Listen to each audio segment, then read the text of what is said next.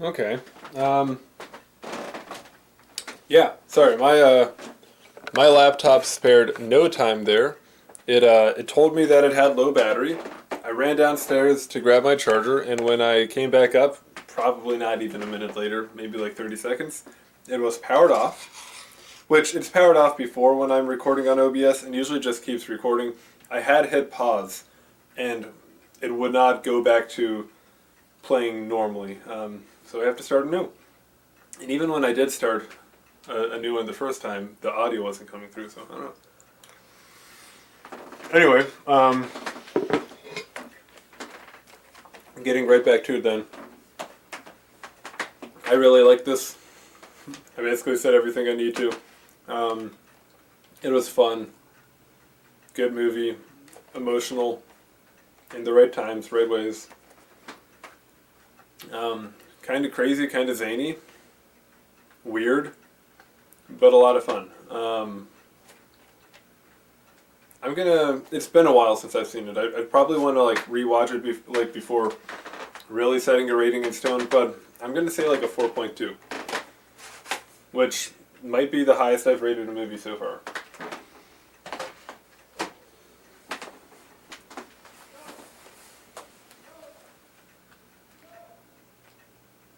Yeah, I think it passes the 4.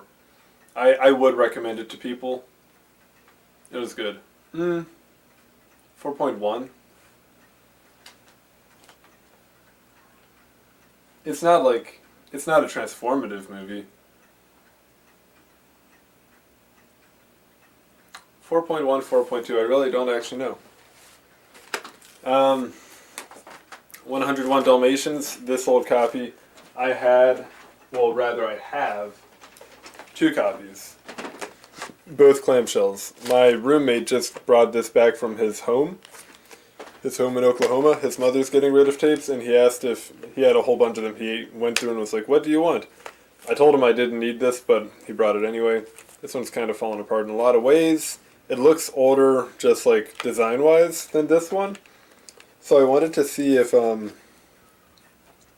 there was any what's the word, like editing, if both versions would be identical or not.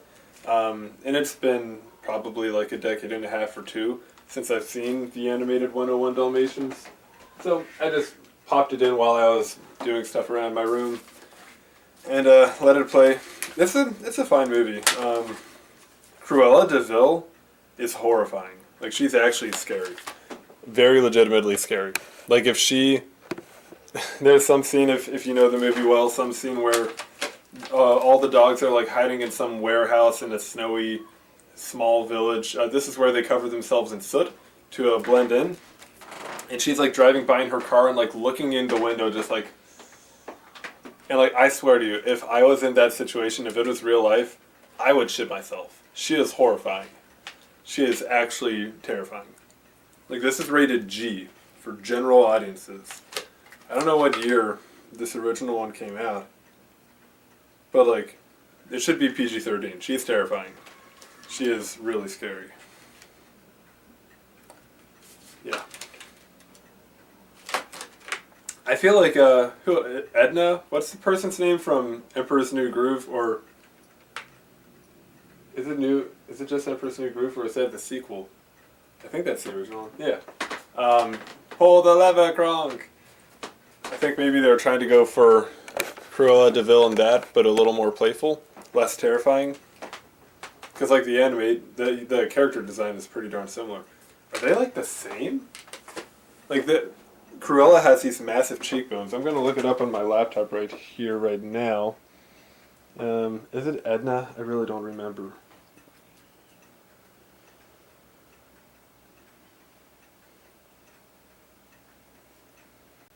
Nope, completely not dead. Isma? Isma? How's this pronounced? YZMA? Yeah, she's got a very similar design. Not identical, but she feels similar, just a little more goofy, which is good. Don't have that person be so serious. She's terrifying. I've said that. Okay. 101 Dalmatians. It's a classic. I honestly, it's a classic, but I also wouldn't be like, you should watch this. The Fox and the Hound, actually, okay, Fox and the Hound might be the first movie that I watched which I still have. I never reviewed that. I had never seen it as a child, so watching it like a year ago was the first time I'd ever watched it. I think that was the first movie I watched when I got back into VHS, and I was shocked. I was like, wow, this is dynamic. That movie, a classic, Disney classic, I would absolutely recommend to anyone. 101 Dalmatians, like, because Fox and the Hound, like, has a message. I like a message, whatever. I'm into a message. I need to find, speaking of message, I need to find where I put my phone, because I am expecting a message. Oh, there it is. Anyone send a message? Okay, no message. Woo! Yeah, I really like the message of The Fox and the Hound. It's a very sad movie. 101 Dalmatians, the message is don't support animal cruelty. Which I'm down with. I agree. Don't support animal cruelty. I'm sure you could very easily derive a greater message than animal cruelty from it, but I don't know. In my mind, like, The Fox and the Hound is trying to say something. It's giving a message. 101 Dalmatians, you can find a message, but it's just a movie. And it's a fine movie. Nothing wrong with it. I just don't care for it too much. Yeah. In a way of, like, if somebody's like, what movie should I watch? Even more specifically, what classic movie should I watch? Classic Disney. I'm probably not going to be like, yes, you need to see 101 Dalmatians. There'd be others before that. Finding Nemo. Story of a father's love. 2.8.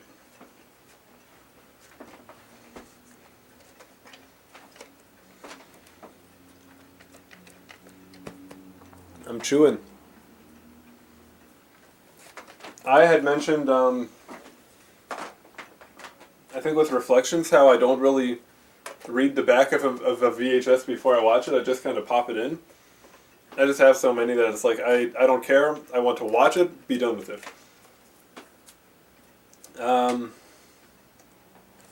I literally just, like, with this one, it was sitting on my shelf, I saw that, and I was like, okay, like, basically did not even look at the covers. I actually started to watch that when I watched 101 Dalmatians. I was, like, taking a lot of pictures of items in my room to sell them, and, oh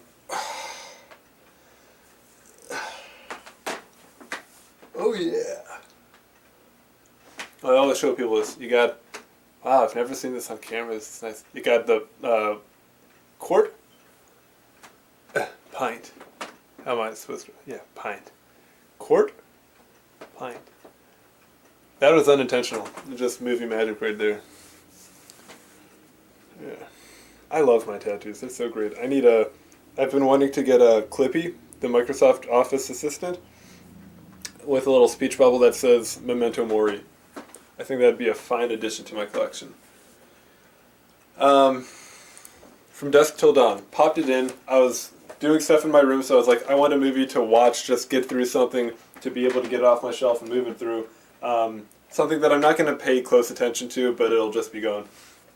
From the opening scene in this, like literally just the opening shot, I was like, darn it, this is going to be a good movie. I should, like, set it aside and, like, actually give it attention.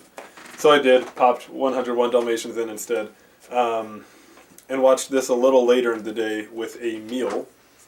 And I only got like 15 minutes in before, spoilers, somebody was shot in the head in stunning detail. And I was like, oh my god! I wasn't expecting that. That's crazy. But I was like, okay, maybe it's a one-off thing. People get shot in the head. It's movie magic, And then later, a minute later, a dude is lit on fire, and as he's, like, burning to death, he starts shooting other people, or attempting to. And I was like, okay, this is actually more than I think I can handle. Um, well, I did recognize this dude as Quentin Tarantino. I I had not heard about this movie. I'm not like a movie file, cinephile is what they call it. So I don't know all of Quentin Tarantino's movies, but I just figured that he was acting in it. I didn't realize he was also a director. Um, and Quentin Tarantino movies are a little messed up. Um, so many of them have rape.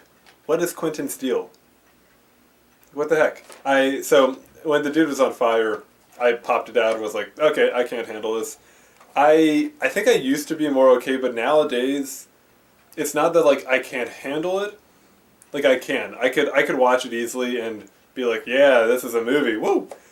But I think it's really just I don't need that in my life.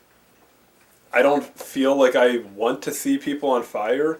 I don't want to expose myself to depictions of violence. And I checked the IMDb Parents Guide on this to see like what to expect.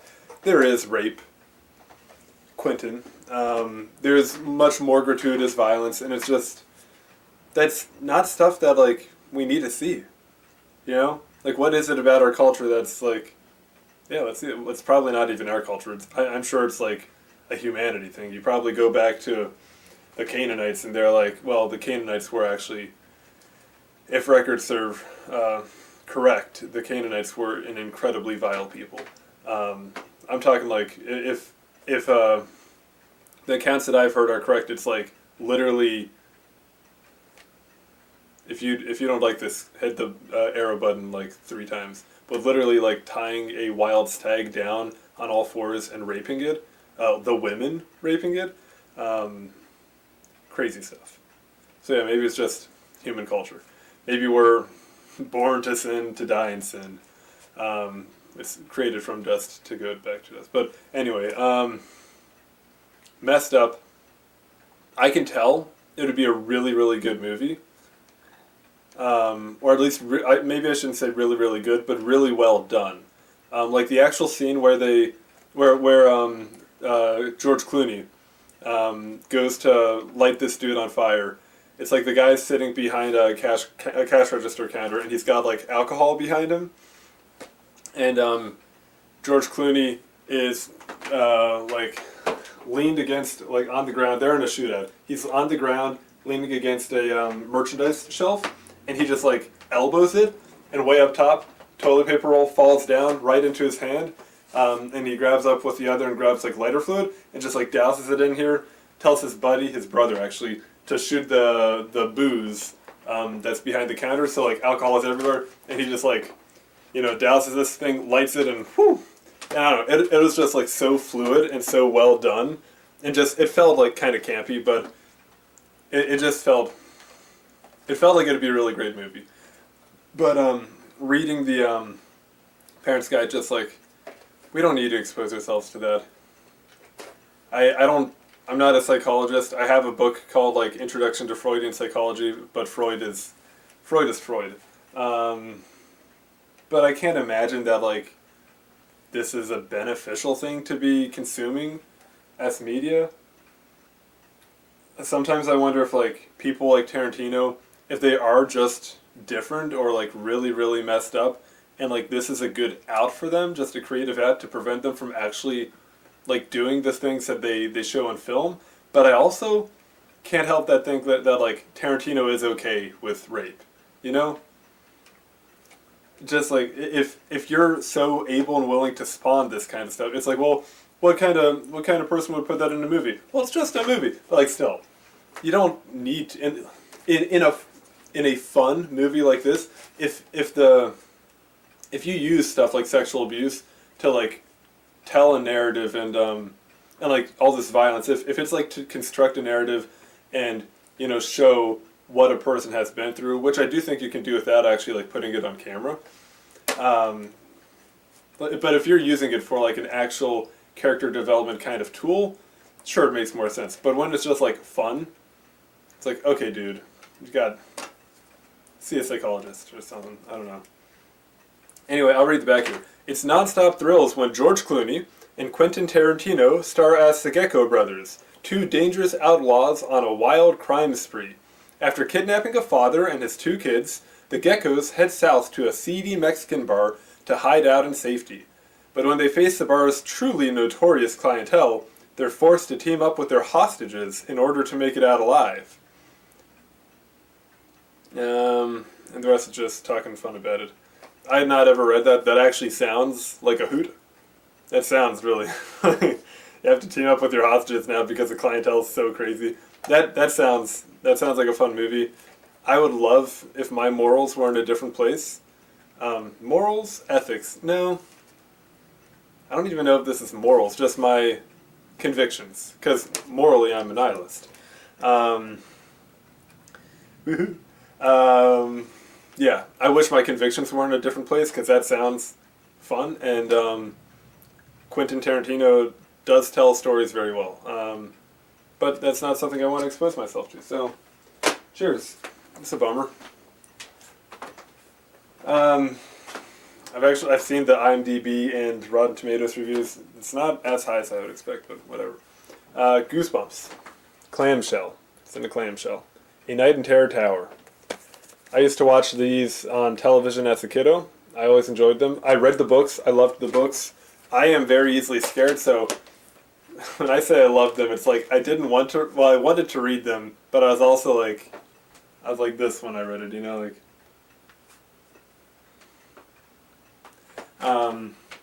But I enjoyed them. Some were scarier than others, and some like I didn't want to be able to handle or couldn't handle. The shows were never that scary to me. So it was nice to be able to go back and rewatch it. To rewatch a show as an adult. It's clearly lower budget, but for the budget that it appears to have, it does a good job. Like it's corny, but it's not like cheesy, you know? It's not like, oh, come on, really? But I don't know. It's lovable. I think it was really lovable. Yeah, they working with what they had, they did a really good job.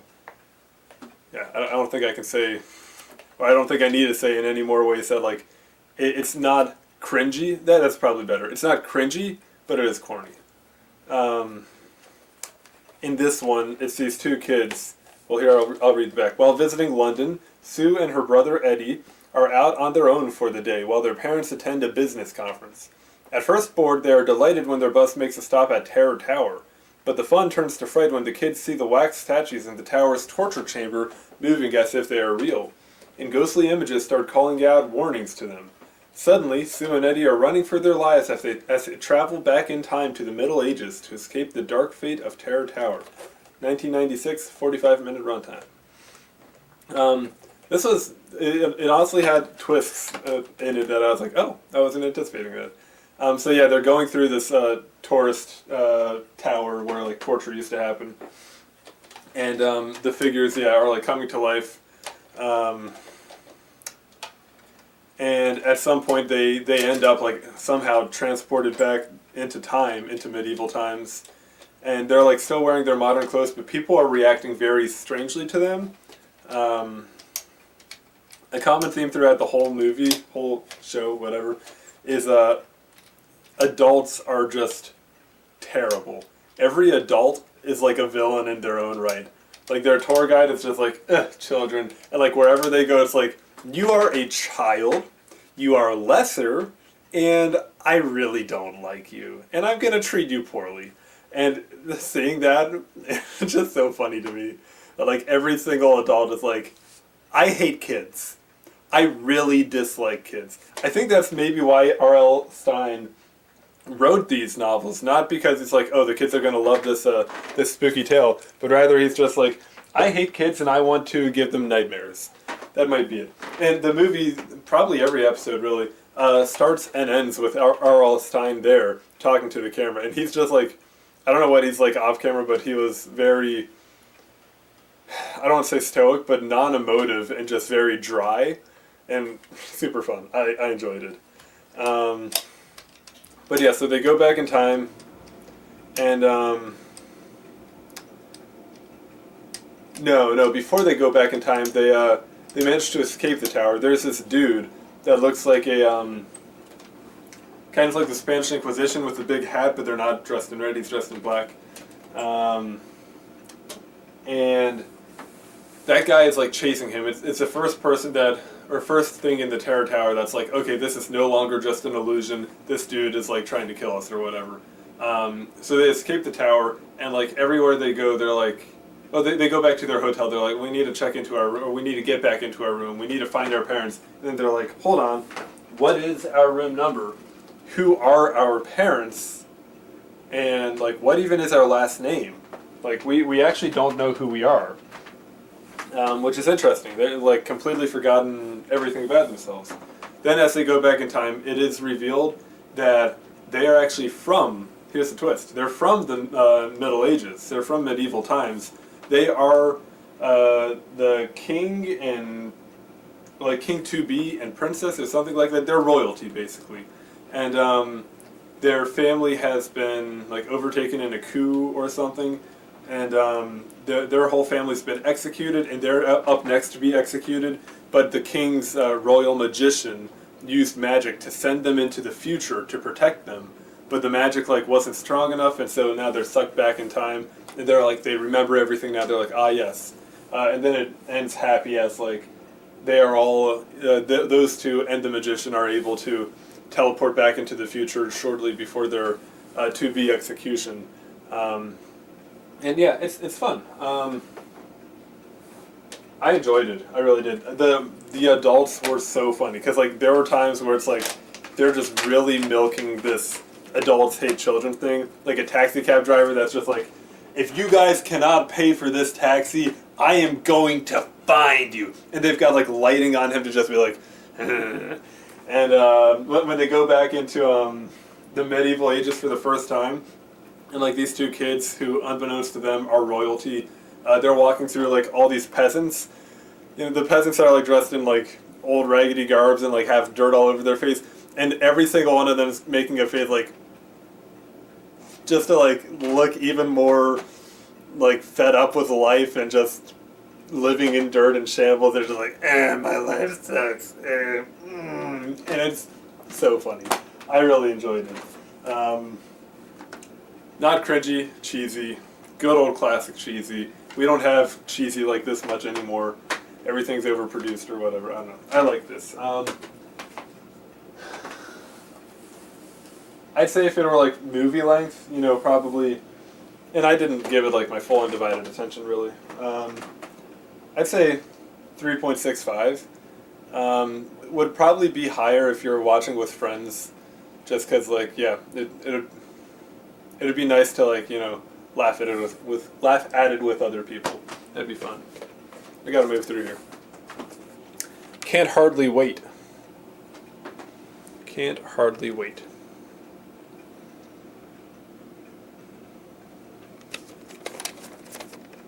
This movie was fun.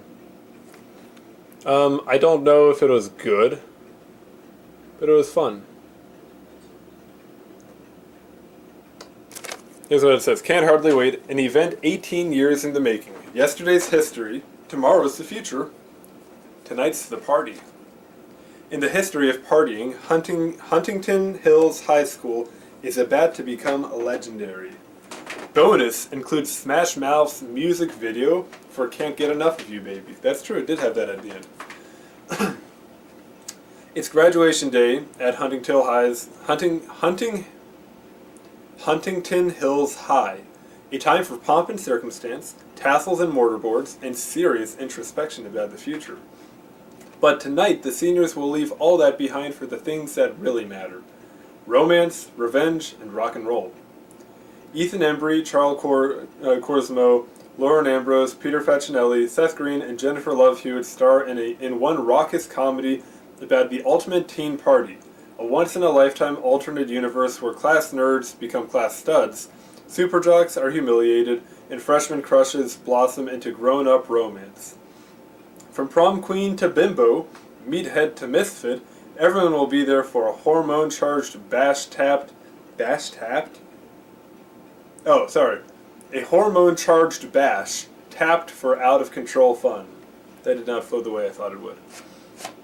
yeah, this was fun. Um, I'd say so. It felt like the movie focused on, like, who would you think? You'd think these two right here, which they're definitely important, but I felt like this guy was the main character. Um, so he is hopelessly in love with this person, who is dating this person. He's just kind of like an average Joe person in school. If we're like going to high school archetypes, he exists. She is popular, and everyone loves her. He is the like quarterback jock epitome douchebag. Everyone hates him. She's kind of a misfit scene, punk rock. I'd say punk rock kind of kid. Um, he is really weird. I actually don't know how to describe him. Um, do you know if you know Trailer Park Boys? He kind of feels like J Rock. This is the class nerd here. So if we're to say stuff briefly, this is kind of going to be a wild overview. She was a new kid at school. He was the first person to meet her as a new kid. She has no idea who he is, though, but he's hopelessly in love with her. She apparently, by the end of the movie, we find that, well, actually not even by the end. Throughout the movie, it's made clear that she actually is like, she kind of unwittingly fell into the role of, like popular cliquey girl, and she like all her friends are like very cliquey, but that's not actually who she is. It's kind of clear she actually is like very very sensitive, very introspective, and not really happy with the roles that she has ended up in. And she's also ended up dating the jock who she doesn't seem to really like that much. The jock hears that like everyone like they're supposed to be seniors in high school. They don't seem like the seniors in my high school. Like the whole party. I didn't really go to parties in high school. I'm not social. I don't like that kind of stuff. But yeah, the whole party was like more seniors in college kind of party. It felt like to me. Like there was booze everywhere. Well, there's probably booze in high school parties. I just don't. Yeah, never really went. I don't even know if I was invited. I think I was invited once or twice. I think I have a roommate about to come home. I think I heard the gate. So he, the football player, he's like, okay, I have heard on the grapevine that in college, the women are flowing. They got a booty. They're flowing, and it is wise, prudent, for him and his other jock friends to ditch their girlfriends here so that they'll be open and ready for a spring cleaning, if you know what I mean. Do you know what I mean? So yeah, he breaks up with her, and he tells his other jock friends that they should break up with their girlfriends. They don't, though, which makes him really upset. So she's kind of heartbroken. The whole movie is basically during this party. She's heartbroken, and people are constantly trying to console her, but everyone that's trying to console her is actually just trying to get in her, like pretty blatantly. Except for this guy. He has written a love letter expressing how he feels to her, and he's like, since this is like the last time I'll probably ever see her, I would like to, this is it. This is my last chance. I want to give her this letter. He does not even know, I think at first, about her being broken up with. Maybe he does. But he just, he wants to tell her how he feels.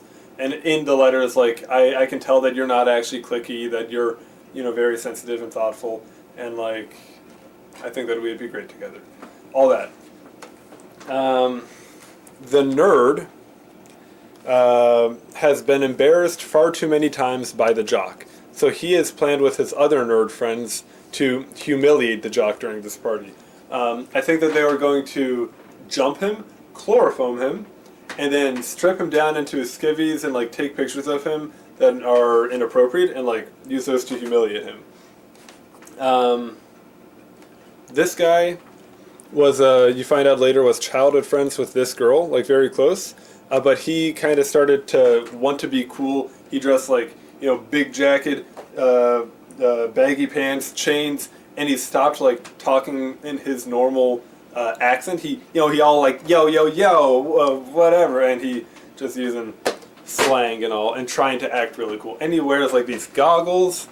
Actually, one of the early scenes, very funny with him and his homies in like a convenience store talking about like how they all gonna get laid tonight, and he's got like a backpack full of like perfumes and colognes and condoms and different like all different sexual sexual things. And it's funny because like he clearly is also just like insecure and doesn't have any chance. It's cute in a way, but it's also like, dude, gross. It's fun. So as the night goes on, I don't remember how, but the jock does end up getting humiliated. Not by the nerd though, but yeah, he basically becomes the laughingstock of everyone and gets really depressed and wants to get back with her, but she's like, no, we're done.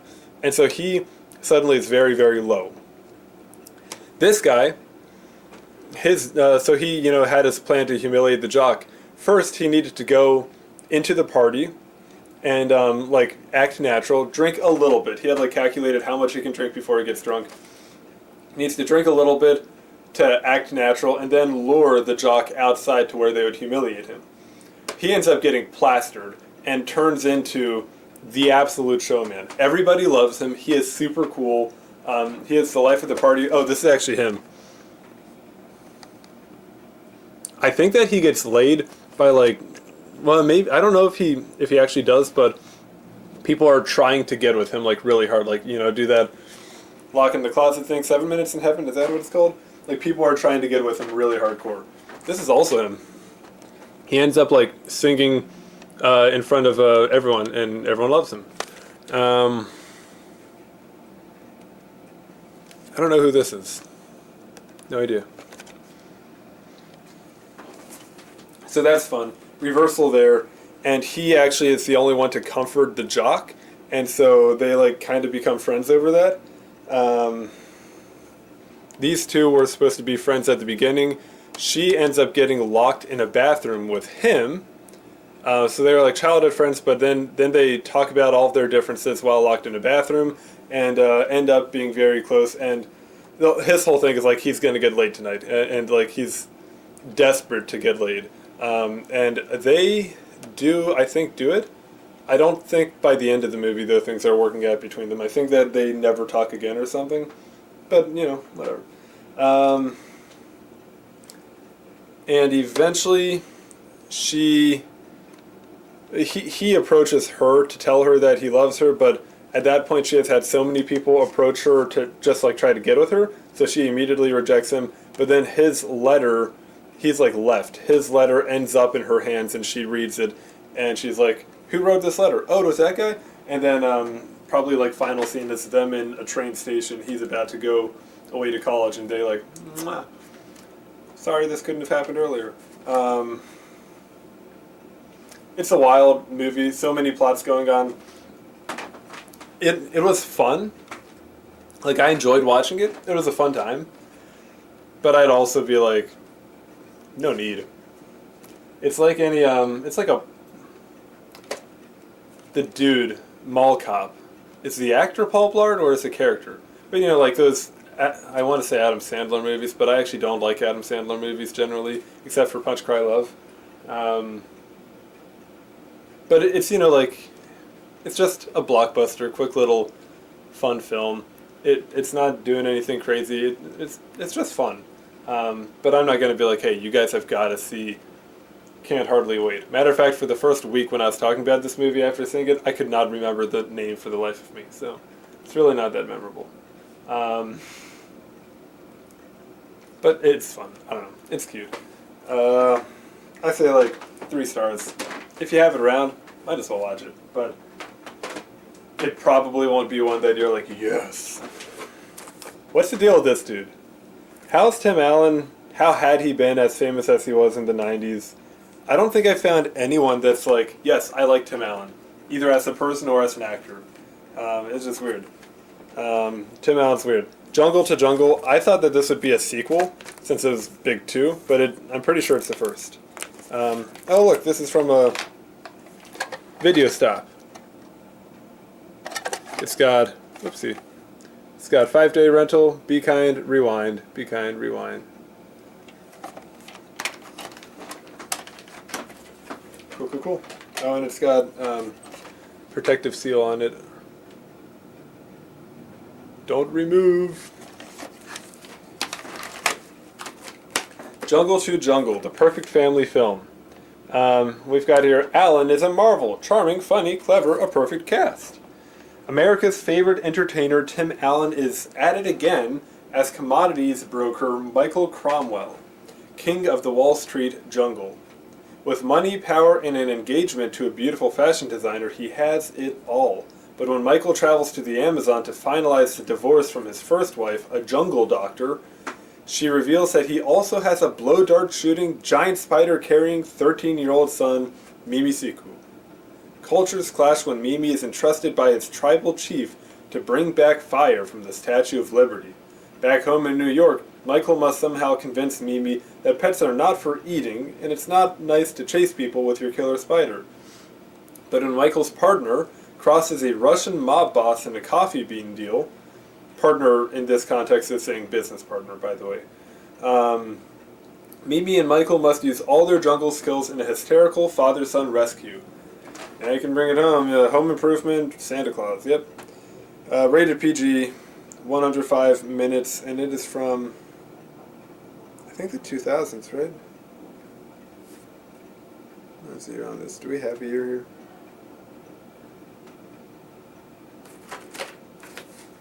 I'm not seeing a year.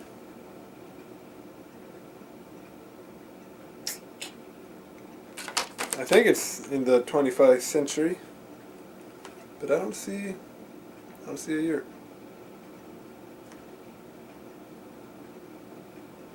Yeah. Anyway, Tim Allen is weird. Like, I don't think he's a bad actor, but I also don't think he's good. I really don't know. It just seems weird. Anyway, it's a fun enough movie. It's a fine movie. I don't want to say it's actually fun enough. It's an interesting premise. His to-be wife, the fashion designer, really obnoxious. He's just living like this very superficial life in New York, and his first wife is like, part of this tribe now in the Amazon. Yeah, honestly, as I think through it, the back of the movie kind of said everything. There's not much more that I want to say. I, again, did not watch this one with my full attention. But I definitely think I got the gist of it. And it's whatever. Do I have anything more to say about it? There's odd romance between Mimi Siku, his son, and his business partner's daughter. That causes some feathers to be ruffled. And I think, if I recall correctly, ultimately Tim Allen goes back to the Amazon, and it's actually unclear if he goes back to visit Mimi Siku there, because Mimi Siku got sent back. It's unclear if it was just to visit or if he was going back there to stay, if he realized that his superficial life is bad and he wants to be with his family.